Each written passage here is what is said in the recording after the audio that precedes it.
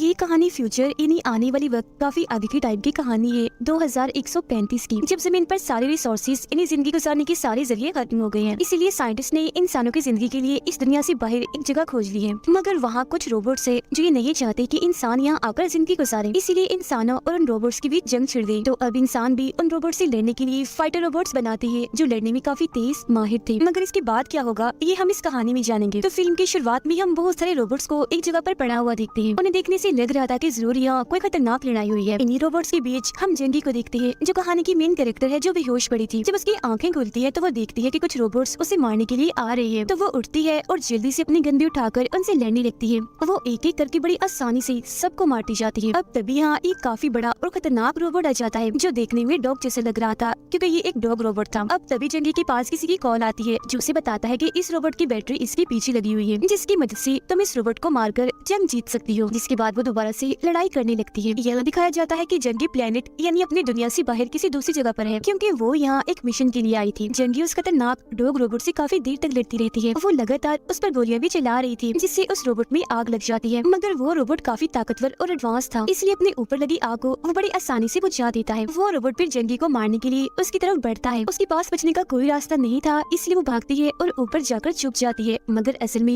ये उसका एक प्लान था रोबोट को अपने जाल में फंसाने का, क्योंकि जैसे रोबोट उसे देखता है और गोली चलाता है तो वो गोली सीधा जाकर गैस टैंक पर लगती है, जिससे वहाँ आग लग जाती है और काफी बड़ा धमाका हो जाता है। ऐसा होने से बहुत सारे पत्थर उस रोबोट पर आकर गिरते हैं। अब इस मौके का फायदा उठाकर जंगी उस रोबोट पर अपनी गन तान देती है और गोली मारने ही वाली थी, मगर उसकी नजर एक गुड़िया पर पड़ जाती है, जिससे उसका ध्यान भटक जाता है और रोबोट उसे गोली मार देता है, जिसमें जंगी की 2 उंगलियां टूटकर अलग हो जाती है। अभी वो अपनी उंगलियां देख ही रही थी कि तभी अचानक रुक जाती है और यहाँ हमें पता चलता है कि जंगी भी कोई इंसान नहीं है, बल्कि वो जंगी का एक फाइटर रोबोट है, जिसे एक लैब में टेस्ट किया जा रहा था। अब तभी यहाँ उस लैब में कुछ साइंटिस्ट आकर कहते हैं कि जंगी हमेशा यहीं पर आकर रुक जाती है, मतलब वो इससे आगे लड़ाई नहीं कर पाती और लड़ाई में हार जाती है। न जाने ऐसा क्यों होता है। अब तभी यहाँ इस टीम की लीडर आती है, कहती है कि आज कुछ आर्मी ऑफिसर्स आ रहे हैं, इसलिए आज काम को यही रोक देते हैं। जिसके बाद वो लोग दोबारा से उस रोबोट यानी जंगी को चलाकर अपने साथ ले जाते हैं। वो उसे अपने साथ इंटरव्यू वाले कमरे में लेकर आए थे, जहाँ उसके जिस्म के सारे हिस्से अलग कर दिए थे और सिर्फ ऊपर वाला हिस्सा ही वहाँ रखा था। यही हम लैब के डायरेक्टर को भी देखते हैं, जो आर्मी ऑफिसर्स को प्रेजेंटेशन देने के लिए तैयारी कर रहा था। वो टीम की लीडर से काफी बड़ी बड़ी बातें करता है कि मैं काफी अच्छी प्रेजेंटेशन देता हूँ और देखना मैं उन सबको हैरान कर दूंगा। मगर जब ऑफिसर्स यहाँ आते हैं तो उनके सामने तो उसकी बोलते ही बंद हो जाती है, पर फिर भी वो कोशिश करता है अच्छी प्रेजेंटेशन देने की, जिसमें वो कहता है कि इस साल 2135 में जमीन पर जिंदगी गुजारने के सारे जरिए खत्म हो गए हैं, तो इसलिए यहाँ पर जिंदगी गुजारना नामुमकिन है। तो इन हालात को देखते हुए साइंटिस्ट ने इंसानों के रहने के लिए जमीन से बाहर आसमान में जगह बनाई थी, पर वहाँ पर कुछ रोबोट्स थे जो वहीं पर रहते थे। वो बगावत पर उतर आए, क्योंकि वो नहीं चाहते थे कि इंसान यहाँ पर आकर रहे और यहाँ के रिसोर्सेज को खत्म कर दे। तो इस वजह से इंसानों और रोबोट्स के बीच एक वार छिड़ गई, यानी एक खतरनाक जंग, और इस जंग का नाम है एड्रियन वॉर। अब उन रोबोट से लड़ने के लिए ये लैब फाइटर रोबोट बनाने में लग गई। अब यहाँ ये भी बताया जाता है कि ये जंग अब से नहीं बल्कि कई साल पहले से छिड़ी हुई है, और इस एड्रियन वॉर में कोरिया की तरफ से जंगी एक काफी अच्छी फाइटर थी। वो बहुत बहादुर थी, उसने कई सारी लड़ाइयाँ भी जीती थी, मगर एक लड़ाई में वो काफी जख्मी हो गई थी, इतनी के कोमा में चली जाती है। जिसके बाद अब लैब ने उसके दिमाग का सारा डेटा निकाल कर बिल्कुल उसके जैसा ही एक फाइटर रोबोट बनाया, जिसे हमने शुरुआत में देख ही लिया है, और इस प्रोजेक्ट का नाम जंगी प्रोजेक्ट ही रखा गया। अब तभी आर्मी ऑफिसर्स ने बताते हैं कि अगर जंगी अपना आखिरी मिशन पूरा कर लेती, मतलब कि कोमा में जाने से पहले वाला, तो ये एड्रियन वॉर कई साल पहले ही खत्म हो जाती। मगर क्योंकि वार खत्म नहीं हुई, तो तब से आज तक वो ऐसे ही चली आ रही है। आगे वो ये भी कहती है कि जंगी रोबोट से लड़ाई अभी कैसे कर सकती है, क्योंकि वो तो अपने टेस्ट से ही बाहर नहीं आ पा रही है। असल में उसका टेस्ट कुछ यूँ था कि उसे प्रैक्टिस करवाने के लिए सारा माहौल वैसा ही बनाकर दिया जाता है जैसा एक जंग में होता है, मगर वो उसे भी पास नहीं कर पाती।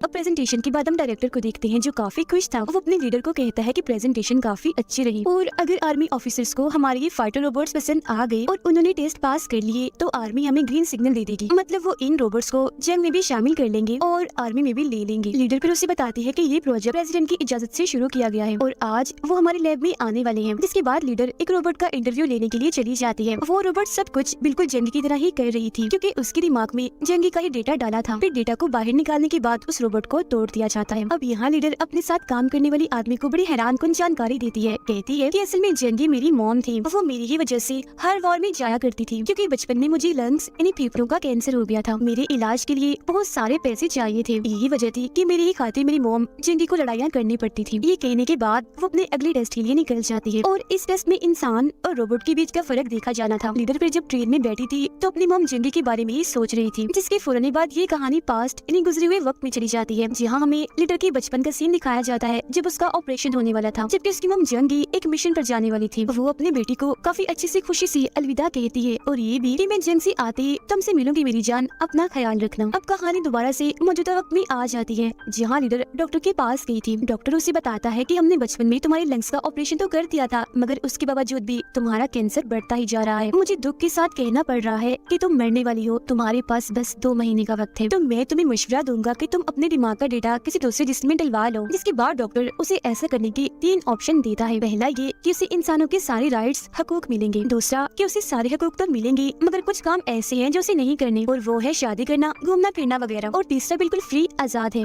मतलब वो इस ऑप्शन को लेकर अपना डेटा किसी कंपनी को भी दे सकती है, मगर इसमें उसे इंसान नहीं समझा जाएगा। उसके डेटा को इस्तेमाल करने में कोई पाबंदी नहीं लगाई जाएगी, गवर्नमेंट भी इस डेटा को इस्तेमाल कर सकती है, बदले में ऐसे इंसान को पैसे भी दिए जाएंगे। अब जब लीडर वहाँ से चली जाती है तो हमें पता चलता है कि वो डॉक्टर भी खुद एक रोबोट ही है। जिसके बाद कहानी एक बार फिर पास में चली जाती है, जहाँ ये लैब वाले जंगी की मोम इन्हें लीडर की नानी को एक एग्रीमेंट के बारे में बताते हैं। कहते हैं कि आप इस एग्रीमेंट पर साइन कर दीजिए। एग्रीमेंट में था कि हम जंगी के दिमाग के डेटा को इस्तेमाल करके एक ऐसी चीज, ऐसे रोबोट बनाएंगे जो बहुत ही ताकतवर होगा, जिसके बाद वो एड्रियन जंग में इतना लड़ेगा कि खुद को साबित कर देगा और ये वॉर भी खत्म हो जाएगी। साथ ये लोग जंगी की बेटी यानी उस लीडर की पढ़ाई के लिए खर्चा भी उठाएंगे। जो सुनकर जंगी की मोम यानी लीडर की नानी इस एग्रीमेंट पर साइन कर देती है। इसके बाद दोबारा से कहानी मौजूदा वक्त में आ जाती है, जहाँ एक बार फिर जंगी के रोबोट पर टेस्टिंग चल रही थी। यहाँ डायरेक्टर जंगी के पैर पर गोली मारने का कहती है, क्योंकि वो दरअसल उसके दिमाग से वो डेटा निकालना चाहती थी जब जंगी बहादुर थी और डटकर वॉर में लड़ रही थी, अपनी ताकत का इस्तेमाल कर रही थी, एक फाइटर के रूप में थी। अब इस बार की टेस्टिंग में उसके दिमाग का वो हिस्सा काम करने लग जाता है, चल पड़ता है, जो पहले कभी नहीं चल पाया था, जो देखकर डायरेक्टर उस शीशे पर येलो कलर मतलब के पीले कलर का निशान लगा देते हैं। अगले दिन लीडर और डायरेक्टर इस लैब के मेन ऑफिस जाते हैं, क्योंकि आज प्रेसिडेंट के साथ इनकी मीटिंग थी। यहाँ आने के बाद इन्हें पता चलता है कि आज प्रेसिडेंट यहाँ नहीं आएंगे। अब इतनी ही देर में उनके पास एक ऑफिसर आती है और डायरेक्टर को वो यही बात बताती है कि आज प्रेसिडेंट नहीं आएंगे और आप अपनी रिपोर्ट मुझे दिखा दीजिए, मैं प्रेसिडेंट को बता दूंगी। जिसके बाद ये लोग अपनी लैब के लिए निकल पड़ते हैं। यहाँ आकर उन्हें पता चलता है कि प्रेसिडेंट तो यही पर आए हुए हैं, जो जानकर ये दोनों प्रेसिडेंट से बात करने के लिए जाते हैं। जी हाँ, तभी अचानक डायरेक्टर रुक जाता है, वो फ्रीज हो गया था जैसे जम गया हो, जिससे यहाँ हमें पता चलता है कि डायरेक्टर खुद भी एक रोबोट ही है। इसके बाद ये लोग प्रेसिडेंट के पास जाते हैं, जहाँ वो इन्हें बताते हैं कि मुझे खबर मिली है कि एड्रियन वॉर खत्म होने वाली है, तो जाहिर है अब हमें लड़ने के लिए हथियार और फाइटर रोबोट्स की जरूरत नहीं पड़ेगी, इसलिए तुम लोग भी जल्द से जल्द इस जंगी प्रोजेक्ट को बंद कर दो। आगे वो कहती है कि अब हमें कुछ घरेलू रोबोट्स बनाने चाहिए, मतलब कि जो लोगों के साथ घरों में रहेंगे और उनके डेली के काम करेंगे, क्योंकि वही ऐसे रोबोट्स होंगे जो असली जिंदगी में काम आ सकेंगे। जिसके बाद वो लीडर को बताते हैं कि काफी साल पहले मैंने अपने दिमाग के डेटा की मदद से एक रोबोट बनाया था, जो और कोई नहीं बल्कि ये डायरेक्टर ही है, यानी कि ये डायरेक्टर ही प्रेसिडेंट का बनाया एक रोबोट है। जिसके बाद प्रेसिडेंट अपने इस डायरेक्टर वाले रोबोट को चलाकर वहाँ से चले जाते हैं, मतलब कि एक्टिवेट करके। अब ये लोग दोबारा से अपना टेस्ट लेने लगते हैं, जहाँ जंगी हर बार की तरह फिर वहीं आकर रुक जाती है, जो देखकर प्रेसिडेंट को बहुत गुस्सा आ जाता है, क्योंकि इतनी कोशिशों के बाद भी जंगी रोबोट इस टेस्ट को पास नहीं कर पा रही थी।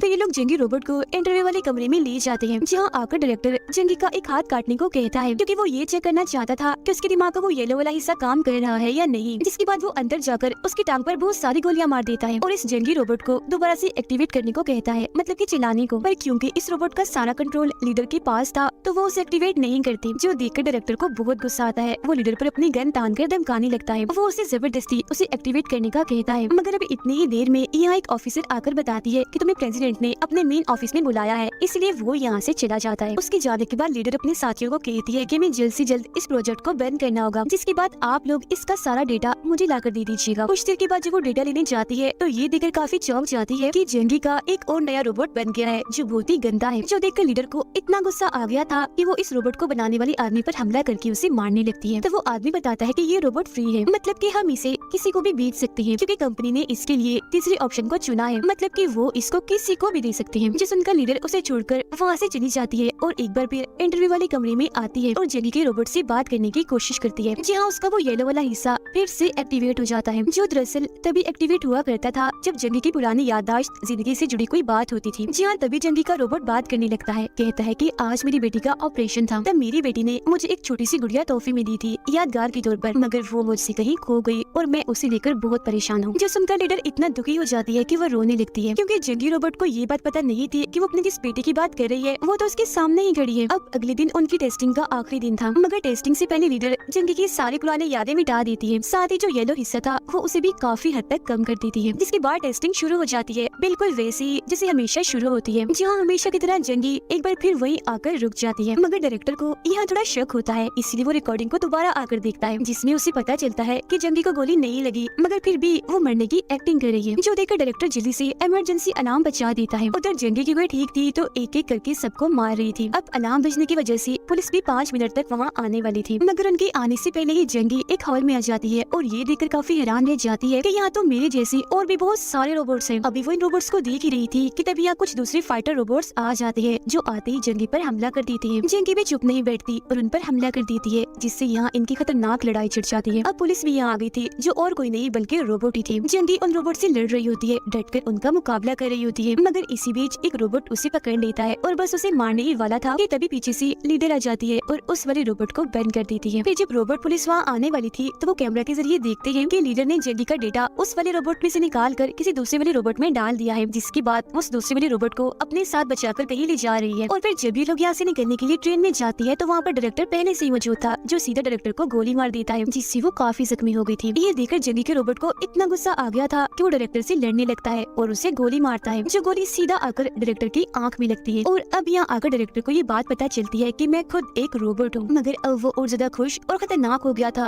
वो यहाँ काफी डरावना हंसने लगता है और जाकर जंगी के रोबोट पर हमला कर देता है और अब यहाँ उन दोनों के बीच खतरनाक लड़ाई होने लगती है। इसी बीच फिर रोबोट पुलिस भी यहाँ आ जाती है, जहाँ जंगी अकेली ही उनसे लड़ती है और डट कर उनका मुकाबला करती है। इस लड़ाई में ट्रेन का एक हिस्सा खराब हो जाता है, जिस जगह से ट्रेन अलग अलग हो जाती है, जी उसे डायरेक्टर और जंगी नीचे गिरने लगते हैं, मगर बिल्कुल ठीक वक्त पर लीडर जंगी को ऊपर खींच लेती है और डायरेक्टर नीचे गिर जाता है, जिसके बाद लीडर जंगी से कहती है कि बाकी लोग यहाँ पर कभी भी आते होंगे जो तुम्हें दोबारा पकड़ लेंगे, इसलिए तुम्हें यहाँ से जाना होगा और अब से तुम अपनी जिंदगी आजाद अपने हिसाब से जियो। जिसके बाद दोनों माँ बेटी आखिरी बार गले मिलकर एक दूसरे को अलविदा कहते हैं और जंगी यहाँ से भाग जाती है। वो पूरी तरह से आजाद थी, बार बार उस टेस्टिंग से भी, लैब से भी और एग्रीमेंट से भी। वो ऐसी आजाद और सुकून जिंदगी पाकर बहुत खुश थी और इसी के साथ ये फिल्म इधर ही खत्म हो जाती है।